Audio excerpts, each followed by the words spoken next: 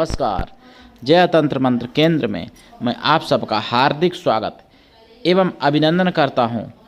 आज मैं आपके लिए लाया हूं अद्भुत ज्ञान। आप सुनेंगे YouTube पर पहली बार। आपको हमारा वीडियो अंत तक देखना पड़ेगा और हमारा मोबाइल नंबर है 9305 63 71 73। इसी नंबर पर संपर्क करें। जय तंत्र मंत्र केंद्र YouTube चैनल को सब्सक्राइब करें। लाइक और कमेंट शेयर जरूरी करना है। मेरे प्रिय भाई बहनों, देखिए लोग तरह तरह की बातें करते हैं और आज मैं आपको बता दूं कि देखिए, एक तो ये बात बताऊं कि वसुदेव जो थे कृष्ण भगवान के पिता, तो जो भगवान कृष्ण के पिताजी थे यानी वसुदेव महाराज, तो वसुदेव महाराज के दो पत्नियां आप लोगों ने सुनी होगी। एक तो रोहिणी जिनके बलराम थे और एक भगवान कृष्ण थे देवकी के। लेकिन हरिवंश पुराण में वर्णन है 30 अध्याय के बाद, यानी 31 अध्याय से 37 अध्याय के बीच में पढ़ लेना, पूरा कहानी मिल जाएगी। बल्कि 36 ही 35 में मान लो पढ़ लेना, 33 से लेकर 35 तक। तो वसुदेव महाराज की 14 पत्नियों का वर्णन है। वसुदेव महाराज की 14 पत्नियां थीं, जिनमें केवल देवकी का नाम आया है, रोहिणी का।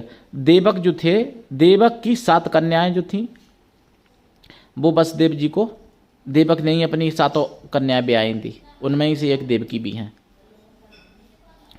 तो देवकी यानी 14 बहनें थीं, मतलब 14 पत्नियां थीं वसुदेव महाराज की। ये बात आपको बहुत कम लोगों ने बताई होगी, नहीं भी बताई होगी, कभी नहीं सुनी होगी।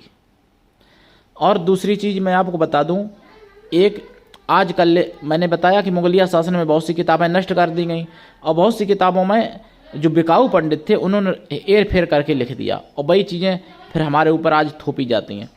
बहुत जगह पंडितों ने कहा कि स्त्रियों को हवन नहीं करना चाहिए। अधिकांश आप पूछ लेना ब्राह्मणों से, कहते हैं मीमांसा में लिखी है, फला जगह लिखी, यहाँ लिखी, और लिखी भी है, ये सत्य है। लेकिन ये दिमाग नहीं लगाते हमारे पंडित जी महाराज कि ये लिखी क्यों लिखी, कैसे लिखी और कब लिखी। ये मुगलिया शासन में लिखी गई बातें। मैं आपको प्रमाण दे रहा हूँ कि स्त्रियां भी हवन कर सकती हैं। प्रमाण दे रहा हूँ प्रत्यक्ष। हरिवंश पुराण में 30 अध्याय के बाद में देख लेना, और भाई 35 अध्याय से पहले, यानी 30 अध्याय से लेकर 35 तक पढ़ लेना, पूरी कहानी मिल जाएगी आपको। एक राजा अजमेर हुए हैं और अजमेर राजा की पत्नी जिनका नाम था धूमनी, तो धूमनी महारानी 10,000 वर्ष तक तपस्या जिन्होंने की थी और यानी आहुतियाँ डाला करती थी, घी चढ़ाती थी। कुछ कहीं पंडित लोग ये कहते थे कि अगर आप डालना है तो सामग्री डालो। माताओं बहनें से कहते हैं घी नहीं है, औरतें डालती हैं, माताएं बहनें घी नहीं डालती, महिलाएं नहीं डालती। तो वो घी से आहुतियाँ दिया करती थी धूमनी महारानी।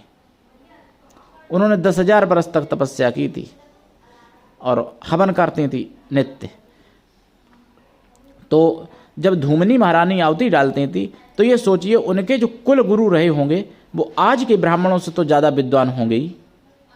पहले इतने अस्त्र शस्त्र, इतना विज्ञान आगे था, इतने वेद पुराण सब कुछ।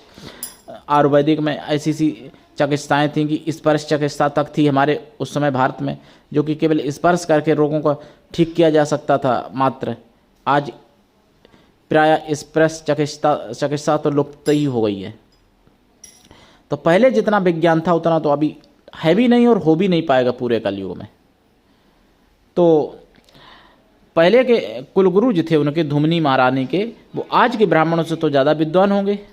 मेरा तो मानना ऐसा है भाई, जिन्होंने 10,000 वर्ष तक तपस्या की तो फिर जीवित भी तो रही होंगी 50,000 या 40,000 वर्ष। भाई सतयुग में 1,00,000 वर्ष की मनुष्य की उम्र होती थी, तो उनके गुरु भी रहे होंगे उतने दिन, ज़्यादा दिन रहे होंगे गुरु तो भाई ऋषि मुनि की और ज़्यादा उम्र होती थी। तो आप सोचिए कि जो आप 100 साल की भी उम्र नहीं और आप कितना सीख सकते हो।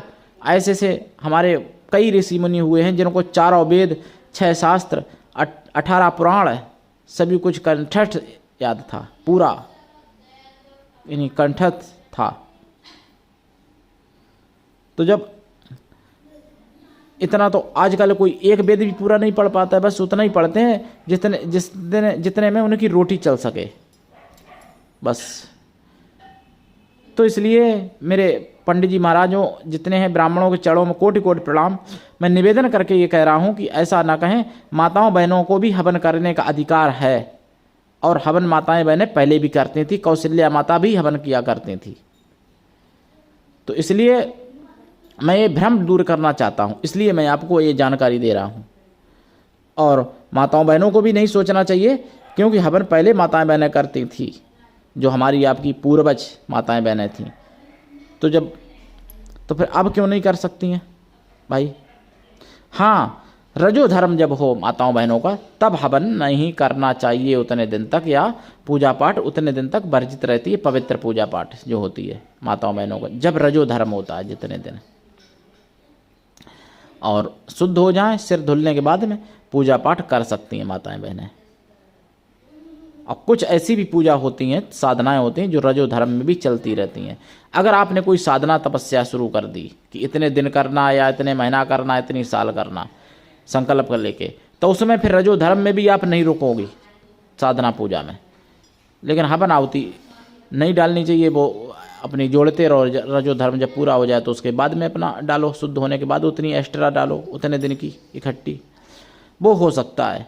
लेकिन जब रजो धर्म में भी होगा, जब मूर्ति नहीं छुई जाएगी रजो धर्म में, आरती नहीं कर सकती और हवन नहीं कर सकती, हाथ जोड़ के प्रार्थना दूर से की जा सकती है, माला जाप की जा सकती है, लेकिन वो जो साधना शुरू कर दी, क्योंकि साधना फिर खंडित नहीं हो जाएगी भाई, रजो धर्म तो हर महीना होता है।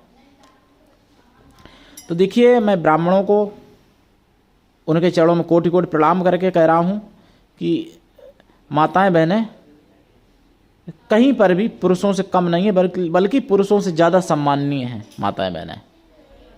हमारे यहाँ ऐसी कई एक माताएं बहनें हैं जिन्होंने वेदों को भी लिखा है, इन्हीं पवित्र वेदों जैसी किताबों को, पुस्तकों को। उदाहरण के तौर पे आप गार्गी जैसी माताओं बहनों को समझ सकते हैं। तो इसलिए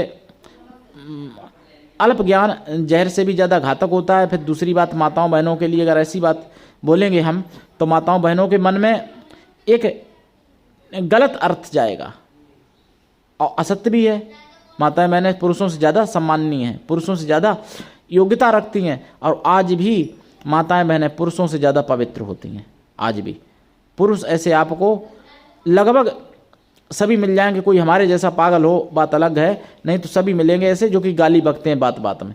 लेकिन माताएं बहनें आपको अधिकांश ऐसी मिल जाएंगी जो कि गालियां नहीं बकती हैं, अश्लील गालियां नहीं बकती हैं। जबकि काम वासना बताई गई है पुरुषों से स्त्रियों में 8 गुना ज़्यादा, लेकिन फिर भी स्त्रियां ऐसी बहुत ज़्यादा मिल जाएंगी जो कि जिनका चरित्र सुरक्षित है, और पुरुष उनकी संख्या में, उनकी अपेक्षा पुरुष कम ऐसे मिलेंगे जिनका चरित्र सुरक्षित है। जबकि काम वासना 8 गुनी ज़्यादा है बताते हैं स्त्रियों में, ये साइंस भी कहता है और वेद पुराण भी कहते हैं। लेकिन फिर भी स्त्रियों की संख्या जो है चरित्रवान में, चरित्र सुरक्षित के मामले में अच्छी ज़्यादा मिल जाएगी पुरुषों की अपेक्षा, पुरुष कम मिलेंगे। तो ये बात सोचो, अगर कहीं पुरुष स्त्रियों के बराबर अगर काम वासना से युक्त होते तो क्या होता? एक भी शायद नहीं बचता चरित्रवान। इसका तो भाई अर्थ यही होता। और अगर स्त्रियों में 8 गुना है, अगर वो पुरुषों की बराबर ही होती काम वासना में, 8 गुना ना होती, तो शायद है कि भैया 100 की 100% चरित्रवान बच जाती इस समय कलयुग में भी। इसका तो अर्थ मैं यही समझता हूँ अपने मन से। आप लोग हो सकता है भाई ज़्यादा समझें, हम तो देखिए पढ़ा लिखा हूँ नहीं, और हो सकता है मेरी अल्प बुद्धि ना समझ पा रही हो सही। तो कमेंट करके आप लोग बताना इसमें कि मेरी सोच सही है तो बताना सही है, अगर गलत है मेरी सोच तो भी बता देना कि गलत है। प्रिय भाई बहनों, जरूर बताना। आपसे मेरा प्रार्थना है, निवेदन है आपसे, मेरी भाई बहनों मेरी आपसे विनती है। बताना कमेंट करके। और अगर आप मुझे कोई सुझाव देना चाहते हैं किसी भी प्रकार का, वो भी आप दे सकते हो हमसे कॉल करके, कमेंट भी कर सकते हो। और आप हमारे चैनल को सब्सक्राइब करके रखिए। और देखिए हमारे एक तो और ये बात है कि हमारे सनातन धर्म में एकता नहीं है। सनातन धर्म एकदम वैसा, जैसे देखिए पहले अभी हरियाणा में एक जगह मेवात पड़ती है, मेवात में जो दंगा के मेन आरोपी थे उनका कुछ भी नहीं हुआ, और जो बेचारे शांति प्रिय लोग थे, जो गौरक्षक थे, एक एक करके सबको उठाया गया और सबको बहुत बुरी तरीके से टॉर्चर किया गया, बहुत बुरी तरीके से। जो सनातन की बात करेगा उसको उठा लिया जाता है, चाहे सरकार किसी की हो, चाहे भाजपा हो, चाहे कांग्रेस हो, चाहे कोई भी हो। ये क्यों है कि सनातन में एकता नहीं। अगर एकता हो जाए तो जो हमारे अल्पसंख्यक भाई हैं ना, वो अपनी नाजायज मांगें भी मनवा लेते हैं, और हम आप बहुसंख्यक हैं नाम के लिए, लेकिन अपनी जायज मांगें नहीं मनवा पाते, क्योंकि एकता नहीं है। जिस दिन एकता हो जाएगी सनातन में, उस दिन सब सनातन की मानेंगे, सनातन का सपोर्ट करेंगे, चाहे वो कांग्रेस हो, चाहे वो बीजेपी हो, चाहे आम आदमी हो, चाहे कोई भी हो, A to Z। सबसे ज़रूरी है एकता।